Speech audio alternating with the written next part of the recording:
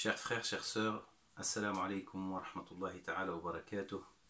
Alhamdulillahi rabbil alamin. Wa salatu wa salamu ala sayyidina Muhammad, ashraful mursalin. Wa ala alihi wa sahbihi wa sallim tasliman kathira. يقول الله تعالى في كتابه العزيز: كل نفس ذائقة الموت وإنما توفون أجوركم يوم القيامة فمن زحزح عن النار وأدخل الجنة فقد فاز وما الحياة الدنيا إلا متاع الغرور. Aujourd'hui, nous avons appris avec une grande tristesse le décès de notre frère Ali Djemoui, un membre de notre communauté de la mosquée de Sucy, qui est mort aujourd'hui à la suite de sa maladie parce qu'il était atteint de cette épidémie du Covid-19. Notre cher frère, rahmatullahi alayhi, qu'Allah lui accorde sa miséricorde, était médecin. Donc il faisait partie de ces gens qui nous font honneur tous les jours, de ces hommes et ces femmes qui s'investissent jour et nuit pour combattre la maladie, pour offrir la guérison et le réconfort à tous ces malades et à toutes ces personnes qui sont atteintes par la maladie. Donc notre frère, rahimahullah, est mort aujourd'hui après quelques jours de souffrance à l'hôpital. Nous prions Allah subhanahu wa ta'ala pour qu'il lui accorde sa miséricorde. Sallallahu ta'ala an yarhamahu bi rahmatihi al-wasi'a wa an yaktubahu min ash-shuhada. Donc comme a promis Rasulullah sallallahu alayhi wa sallam, ces épidémies sont des épreuves. Il faut manifester sa patience et sa détermination dans ces moments d'épidémie. Et celui qui meurt, il meurt en martyr, comme disait notre cher prophète alayhi salatu wassalam. Nous considérons notre frère, Inch'Allah, comme un martyr, parce que non seulement il est mort par cette épidémie, mais il est mort tout en essayant de défendre les gens et de les guérir. Encore une fois, qu'Allah subhanahu wa ta'ala accepte notre frère Ali dans son immense paradis et qu'il accorde à sa famille, à Madame Djemoui et ses enfants, vers qui on a une pensée très forte en ce moment, qu'il leur accorde la patience, la sérénité, et il leur offre l'acceptation de son décret. Donc le moment de la mort, mes chers frères, est un moment par excellence d'épreuve. Allah subhanahu wa ta'ala dit: وَالَّذِينَ إِذَا أَصَابَتْهُمْ مُصِيبَةٌ قَالُوا إِنَّا لِلَّهِ وَإِنَّا إِلَيْهِ رَاجِعُونَ. Ceux qui, à chaque fois qu'ils sont atteints par une épreuve, une catastrophe, ils disent: nous sommes à Allah, nous appartenons à Allah et nous serons de retour vers lui. Donc c'est la destination finale de chacun d'entre nous. Nous prions Allah subhanahu wa ta'ala pour que le moment venu nous soyons au meilleur de nos états, que la fin de notre vie soit meilleure que toute notre vie, incha'Allah ta'ala, et que Allah subhanahu wa ta'ala récupère nos âmes tout en étant croyants et reconnaissants envers lui. Alors mes chers frères, mes chères sœurs, quand la mort s'exprime, on a tendance à se taire. Comme dit Al-Rasoul alayhi salatu wassalam, Kafa bil mawti wa'idha. La mort suffit en elle-même comme prédicateur. Il nous suffit juste d'avoir l'intelligence et la sagesse de méditer sur le moment qui nous concerne nous tous, surtout en ces jours d'épreuves où la mort nous entoure de partout. Les gens font le décompte, tel jour ils sont morts, tel nombre de personnes, mais cette mort qui nous paraît aujourd'hui massive, elle était toujours, et que Allah subhanahu wa ta'ala rappelle à lui tous les jours des milliers et des milliers d'hommes et de femmes. Sauf qu'aujourd'hui c'est flagrant, c'est intense, c'est visible, c'est dramatique. Donc le moment est un moment de rappel par excellence. Il profite à tous ceux qui ont une présence de conscience et de raison et qui ont envie vraiment de ne pas laisser le moment passer sans tirer les conclusions. Le prophète sallallahu alayhi wa sallam disait dans un hadith: An-nasu niyamun wa idha ma matu istayqadhu. Wa idha ma matu istayqadhu. Donc en vérité, les gens sont en train de dormir, comme dit Rasul sallallahu alayhi wa sallam, que la paix soit sur lui, Muhammad sallallahu alayhi wa sallam, sont en train de dormir et lorsqu'ils meurent, ils se réveillent. Donc toute cette vie qui est éphémère, on le ressent de plus en plus, avec des moments aussi intenses que ce que nous vivons aujourd'hui. Et la vraie vie, elle commence après la mort.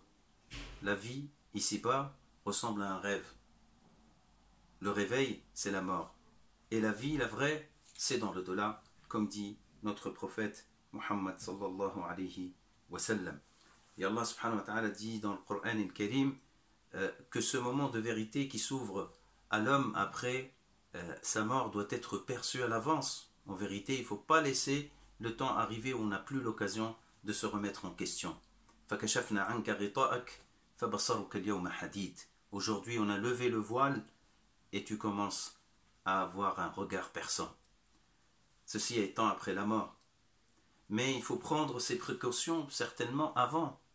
Donc tous ces rappels qui nous parviennent d'une manière ou d'une autre, aujourd'hui on perd de plus en plus de gens qui nous entourent, des gens qui nous sont chers, des amis, des frères, des sœurs, des parents. Ça devrait normalement nous réveiller et nous pousser à se remettre en question. On l'a dit depuis le début de ce moment immense d'épreuves, de maladies, d'épidémies, on le dira à chaque fois qu'un signal fort nous parvient de la part d'Allah subhanahu wa ta'ala, comme la mort de notre cher frère Ali, rahimahullah ta'ala. Donc Allah subhanahu wa ta'ala il dit: Ya ayyuhalladhina amanu ittaqullaha wal tanzur nafsum ma qaddamat lighad. Le plus important, c'est de faire son propre bilan. Le plus important, c'est de réfléchir sur sa propre démarche dans cette vie. Ce que dit Allah subhanahu wa ta'ala dans ce verset: Ya ayyuhalladhina amanu ittaqullah, ayez cette précaution envers vous-même et envers Allah subhanahu wa ta'ala, craignez Allah azza wa jal, wal tanzur nafsum ma qaddamat lighad, et que chaque âme se projette dans l'avenir par rapport à ce qu'elle a avancé dans sa vie ici-bas. Qu'est-ce que tu as fait, qu'est-ce que tu as préparé pour la suite, la vraie suite. Wal tanzur nafsum ma qaddamat lighad wattaqullah. Et du coup, on est appelé à revenir vers Allah subhanahu wa ta'ala de manière permanente. Malheureusement, la plupart d'entre nous n'ont pas ce réflexe, un réflexe que le prophète sallallahu alayhi wa sallam a recommandé, c'est-à-dire se remettre en question à chaque fois et essayer de se rattraper. Il disait sallallahu alayhi wa sallam: Ya ayyuhan nas, tubu ila Allah wa astaghfiruh, fa inni atubu ila Allah wa astaghfiruhu fil yawmi akthara min 70 marra. Le sens de ce hadith, le prophète sallallahu alayhi wa sallam disait: ô vous les hommes, revenez vers Allah, demandez-lui pardon, car je demande à Allah pardon et je reviens vers lui plus de 70 fois par jour. Donc Rasoul alayhi salam, lui qui n'a pas de péché, Rasulullah qui est infaillible, le messager qui est infaillible, il pratique la tawbah, le retour vers Allah subhanahu wa ta'ala, et de manière intense durant toute sa journée, parce qu'il est attentif à ses agissements. Il veut blesser personne, il veut faire du mal à personne, il ne veut pas se faire mal à lui-même, à sa dignité en tant qu'être humain, à sa foi en tant que croyant. Donc il était très attentif, alayhi salatu wassalam, et c'est ce qu'il nous demande de faire, d'avoir toujours cette vigilance. On n'attend pas que des catastrophes tombent sur nous du ciel ou nous envahissent comme nous sommes en train de le voir. C'est le moment de retour vers Allah subhanahu wa ta'ala qui devrait être un moment à répétition dans notre journée. Allah dit dans le Coran Karim: Inna Allah yuhibbu at-tawwabin wa yuhibbu al-mutatahhirin. Allah aime les gens qui se repentissent souvent, les gens qui reviennent sur leurs erreurs, qui les corrigent, qui promettent à Allah subhanahu wa ta'ala un devenir meilleur dans leur comportement et dans leur façon d'être. Inna Allah yuhibbul tawwabin. Allah, il les aime, ces gens-là. Wa yuhibbul mutatahhirin. Et aime ceux qui se purifient physiquement, qui se nettoient le corps, qui s'embellissent, et symboliquement ceux qui se purifient au niveau de leur conscience, de leur cœur et de leur comportement. L'islam reconnaît que l'erreur est humaine, bien sûr. Tout homme sensé reconnaît ce principe. Le prophète alayhi salatu wassalam disait Kullu ibni Adam khata. Tout fils d'Adam est fauteur par définition. Même il commet beaucoup de fautes, sans cesse, de manière continue. Ainsi est le fils d'Adam. Il n'y a personne qui est au-dessus de l'erreur. Tout le monde se trompe. Les meilleurs parmi les fauteurs, donc parmi les hommes, sont ceux qui se repentissent autant qu'ils ont commis d'erreurs. Donc, on ne perd jamais l'espoir, mais on ne perd jamais la vigilance et la conscience de se remettre en question et de corriger nos erreurs. Notre cher prophète Muhammad alayhi salatu wassalam est appelé dans Surat al-Nasr lui-même à se repentir, à apprendre à la communauté de se repentir et de revenir vers Allah subhanahu wa ta'ala. Il lui dit فَسَبِّحْ بِحَمْدِ رَبِّكَ وَاسْتَغْفِرْهُ إِنَّهُ كَانَ تَوَّابًا. Glorifie ton Seigneur et demande-lui pardon, car il est le pardonneur, l'incessamment pardonneur. إِنَّهُ كَانَ تَوَّابًا. سَبِّحْ بِحَمْدِ رَبِّكَ وَاسْتَغْفِرْهُ إِنَّهُ كَانَ تَوَّابًا. Le défaut qui peut nous atteindre, c'est de tomber dans le report de l'acte de repentir. À chaque fois on dit ça sera pour la prochaine fois. Abdullah ibn Omar, le compagnon du prophète alayhi salatu wassalam, disait quand tu es vivant le matin, n'espère pas de l'être en fin de journée, et quand tu es vivant en fin de journée, n'espère pas de l'être le lendemain. Rends-toi des comptes avant que tu sois obligé de rendre des comptes, comme dit son père Omar ibn Khattab radiyallahu anhu, et pèse tes œuvres avant qu'ils soient pesés contre toi. At-tawbah, le repentir, a des conditions. Sa première condition, c'est le regret. C'est de reconnaître ses erreurs, de se donner cette occasion, ce temps, de revenir vers Allah et de reconnaître ses erreurs. Les pires des gens sont ceux qui sont préoccupés par les défauts des autres, l'énumération des faiblesses des autres et qui oublient leurs propres âmes. Donc, il faut se remettre en question, regretter ces agissements, les déterminer et les compter un par un et les regretter. Ça veut dire avoir une sorte d'amertume, pas un sens de culpabilité. On se sent coupable, mais pas au point qu'on désespère, pas du tout, c'est pas ce qui est voulu.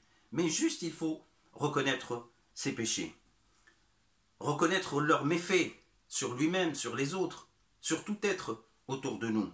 La deuxième chose, c'est de s'abstenir de faire ce péché ainsi défini, ainsi reconnu. S'arrêter, et s'arrêter immédiatement, ne pas se donner des délais, des reports qui n'ont pas d'utilité parce que la mort peut nous rattraper à n'importe quel moment. La troisième condition, c'est de ne plus revenir vers ces erreurs. Couper les ponts avec ce qui peut nous ramener encore une fois vers ces erreurs. Des pratiques, des situations, des endroits, des relations qui peuvent nous inciter à refaire la même erreur. La quatrième condition, elle concerne les droits des autres. Parce que le repentir, c'est aussi réparer les préjudices, réparer les dégâts, demander pardon aux gens envers qui on a commis des mauvais agissements, une mauvaise parole, un mauvais geste, un droit qu'on n'a pas considéré. Et ça, c'est la nature humaine, malheureusement. Donc, rendre à chacun son droit, demander pardon à tous ceux qui étaient victimes de nos mauvais agissements. Ainsi rassembler les conditions, Allah subhanahu wa ta'ala acceptera notre repentir. Parce que Allah azza wa jal, il ne dépend pas de nous. Notre obéissance ne lui rajoute rien et notre désobéissance ne lui diminue rien de sa royauté. C'est nous qui sommes les premiers bénéficiaires de ce retour vers lui. Ainsi, Allah subhanahu wa ta'ala s'adresse à ceux qui se considèrent les pires parmi nous, ceux qui considèrent qu'ils ont fait le maximum de péchés. قُلْ يَا عِبَادِيَ الَّذِينَ أَسْرَفُوا عَلَى أَنفُسِهِمْ لَا تَقْنَطُوا مِنْ رَحْمَةِ اللَّهِ إِنَّ اللَّهَ يَغْفِرُ الذُّنُوبَ جَمِيعًا. Donc, ô vous qui pensez ou qui sont tombés dans l'excès, ne désespérez jamais de la miséricorde d'Allah. car Allah pardonne tous les péchés sans exception, sauf le fait de lui associer une divinité quelconque. Ainsi est notre Seigneur. Et comme dit Rasulullah sallallahu alayhi wa sallam, Allah tend sa main la nuit à celui qui a péché le jour pour qu'il revienne vers lui. Et il tend sa main le jour pour celui qui a péché pour revenir vers Allah subhanahu wa ta'ala, vers lui la journée. Donc, on ne perd jamais l'espoir.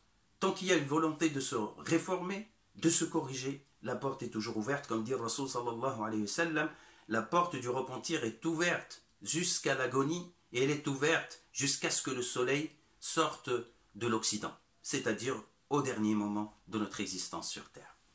Mes chers frères, mes chères sœurs, j'espère qu'Allah subhanahu wa ta'ala nous donnera cette force qui nous permet de se remettre en question, mais vraiment de manière douce, tranquille, d'accord, sans désespoir, bien sûr, avec une visibilité et clairvoyance, la clairvoyance de la sagesse prophétique, coranique et de toute autre sagesse qui nous aide à évoluer dans notre vie et dans notre pensée, dans notre comportement. Qu'Allah subhanahu wa ta'ala nous facilite un retour vers lui et que ces moments difficiles soient profitables pour nous, afin que chacun, incha'Allah, puisse se projeter dans l'avenir. Ceux qui vont vivre assis, à ceux Allah donnera la vie plus tard, ils doivent profiter, incha'Allah ta'ala, nous tous, j'espère tout le monde en bonne santé, incha'Allah, doivent profiter pour se réformer et réformer les choses autour d'eux.